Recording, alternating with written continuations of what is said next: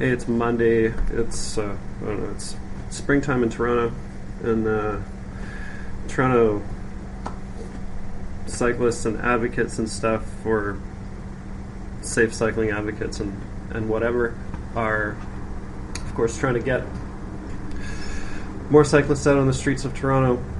It's gotten safer over the years, and we're all trying to promote it so that we can get more numbers and stuff like that. We're playing this numbers game where the city is building stuff based on a willingness that comes from ridership, that's based on a willingness to use what they're building. So it's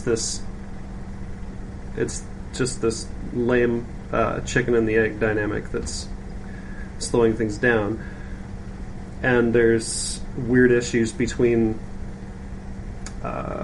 people who are currently cycling and who are trying to get who are trying to promote it and trying to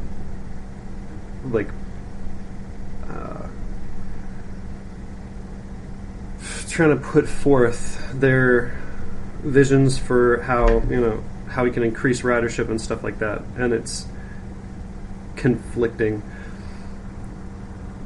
Because there's it's like the current cyclists in the city are less risk averse than all the people than the like potential cyclists. And so there's this huge body of people who could be commuting by bike right now because the network's almost ready for them, and all they need is enough instruction and strategies and education and whatever to bridge the gap in safety that is currently there, and the gap in like respect and whatever that's currently there. So the state of cycling in Toronto right now is like, oh, it's great, it's ready, you can do it if you pick a like cycling in traffic philosophy that works for you. Like if you find somebody who's putting together YouTube videos, you're like, I can bike like that, that's cool, I can do that.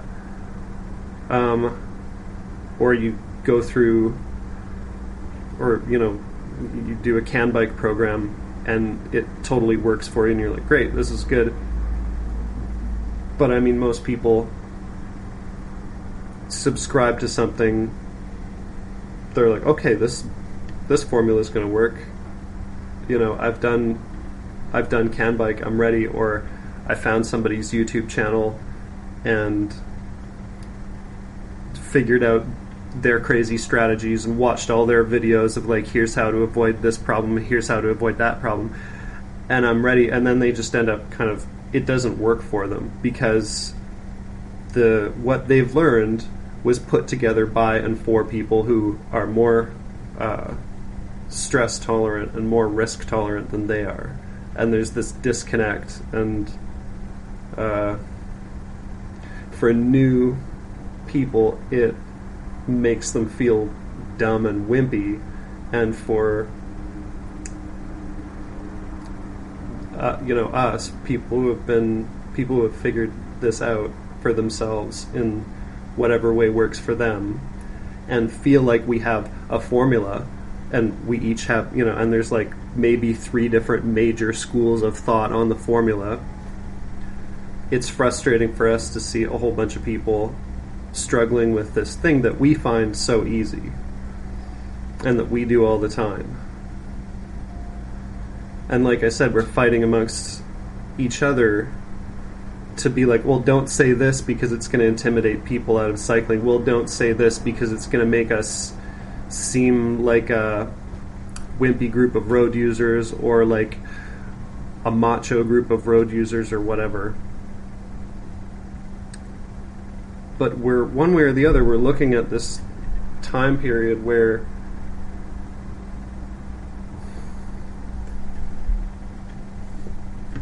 every year, basically every spring, every year at this time, we've got a somewhat better cycling situation than we had last year during the time of year when people are most likely to start doing this activity.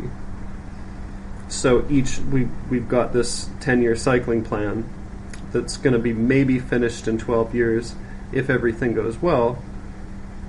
And so each year there's going to be a reason for a whole bunch of people to do this. Each year the news is going to get better, but then it's still going to be this 12-year gap of this sort of increase in usage, this shift in the nature of the users, in their overall kind of vibe and demographics and whatever.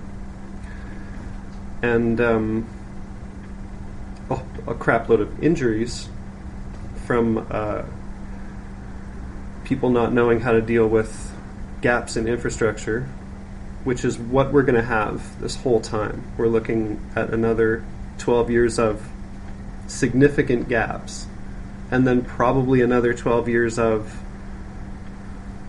weird and increasingly rare, but still really crazy gaps. So we're going to have to continue to find ways to educate like new cyclists on how easy this can be and how great this can be, and old cyclists, I mean like experienced cyclists, in how scary this can be for the noobs, and how it's largely a different type of people. It's more ordinary people. It's more, like I say, stress averse. You know, people who are used to a commute that's maybe annoying but not scary, and they do not. I mean, after a while, after I learned how to hold my own on the road and how to hold my space and bike within my rights and everything like that, and all it got me was eventually just realizing that half the time I was just avoiding cycling because I wasn't like ready to conduct war on. I wasn't in the mood at the time, and I realized I have to do something to make this doable when I'm not in confrontation mode, when I'm not ready for a road rage incident, when I'm not ready to defend my, like, it doesn't help to learn how to, or it doesn't solve the situation to learn how to handle somebody putting pressure on you from behind, when just the experience of just ending up in that experience is a deal breaker for you in the first place. Like, I'm not willing to precipitate a confrontation because I don't want to be shaking for the next 2 hours. I don't want it to be like on my mind for the rest of the day, and there's nothing I can really do to disconnect myself from that. That's the way that people are. You get traumatized and then it becomes a thing, and you have to change what you're doing. So it's not just about avoiding, immediate danger that's right in front of you. It's about avoiding the stress that indicates a situation that you can't just get away with forever. Like, the Vision Zero philosophy is something that municipalities are trying to apply to their roads, but I applied it to my commute a long time ago. I was like, I'm not willing to have any more road rage incidents at all. I'm not willing to have any more close calls ever, or any hospital visits, any collisions, or whatever. It's, I'm not happy with cutting incidents down to like once a week or a few times a year or something like that, because I want to do this incident-free. I mean, I don't know, maybe not incident-free, but injury-free until I'm dead, and I want to live for a long time. And I don't have plans to switch transportation modes or just omit this one from my life.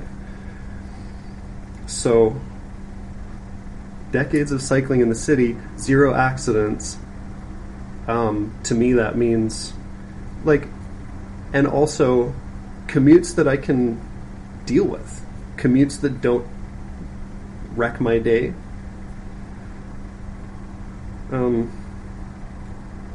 All of that leads to stress-free cycling, my whole stress-free cycling plan. And that's my scheme for getting more cyclists on the road under adverse conditions. It's my scheme for, you can do it if you learn this and do a bunch of this stuff. So my scheme, because it makes cyclists look wimpy, is in conflict with other people's schemes. So other cycling advocates have a problem with it, and I have a problem with we're looking at each other's schemes and thinking, oh great, this person's gonna,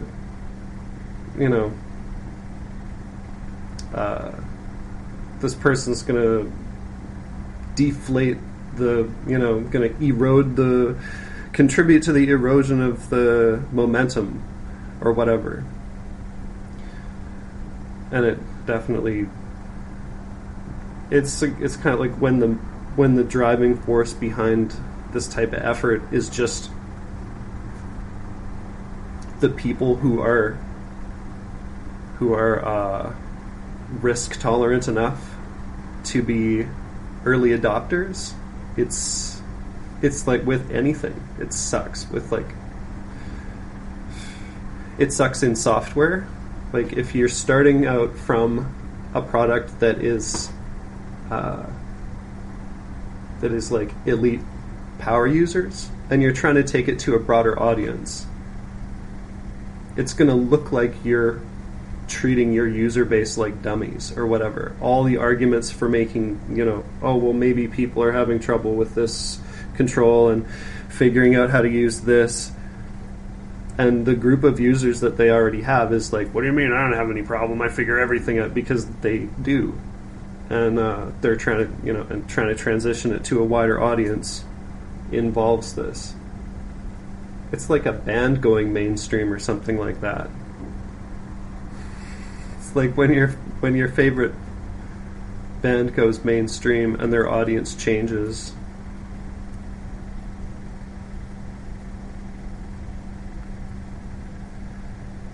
It's annoying. This whole transition period's really annoying. I really wish that, I'm trying to figure out an intervention to propose that nobody is going to take seriously, but I'm still going to waste city council time with a deputation about it or whatever, to just impose the network immediately in super, super cheap form. Just cheap, dirty, temporary form. Highly protected. And just get it all there, so that it's there before it's built, and then it can be built one step at a time. Because the transition period is just going to suck. We're looking at a couple decades of accidents and more fighting and underperforming bike lanes, which everybody hates. Drivers are lined up, they're like, the bike lane is empty, nobody's there, and they're sitting next to a bike lane that doesn't really connect to anything, and people are getting doored in it all the time, and it should have been installed as a temporary prototype, and then shifted and changed and adapted and tested and watched and stuff.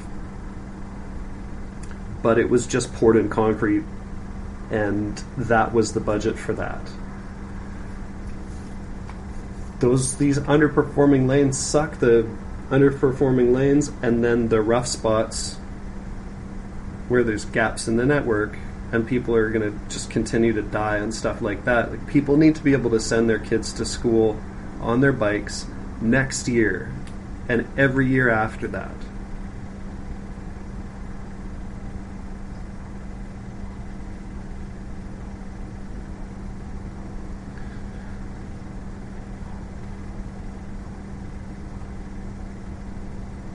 So I guess we should all remember, when trying to step up our advocacy game, that we're often talking to people who have needs that are different than our own.